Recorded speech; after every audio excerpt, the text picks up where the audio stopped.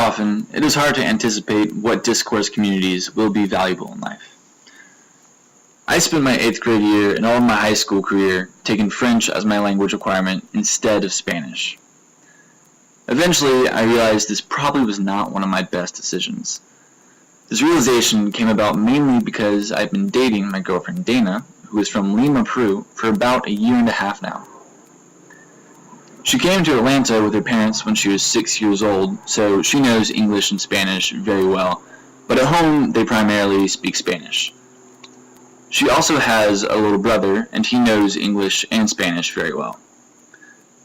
As our relationship progressed, and I began coming over more often, she kept telling me, "You really need to learn Spanish, babe." I said I would try to, but with the academic work I was already having to do with my first year in college, it was pretty hard to find the time. Although I couldn't speak very much Spanish at all, I still felt very engaged and very welcomed in their home. She and her little brother knew English well, so they would talk to me, and also her parents would very often make an effort to speak in English with me.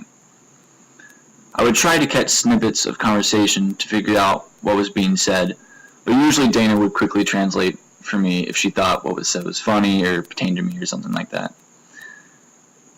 For a while now, we have been planning to visit Peru for the summer, so this has further motivated me to learn the language. I know this would be an amazing experience, and knowing the language would even further that amazing experience. So now, more recently, I have been making more of an effort to ask what particular words or phrases mean when I hear them in conversation. Some phrases or words that I have learned include baboso, which basically means idiot, te amo, meaning I love you, and te moleste, which means are you mad?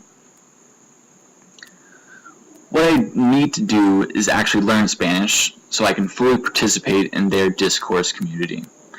Their family feels like a discourse community within itself, with the carefree and loving way they interact with each other. For example, the intimate social convention of kissing or pecking on the cheeks when saying goodbye has been interesting to get used to.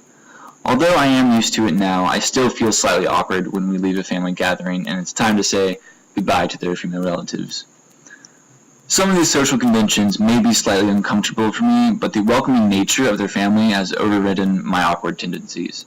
I feel so lucky to be a part of their family.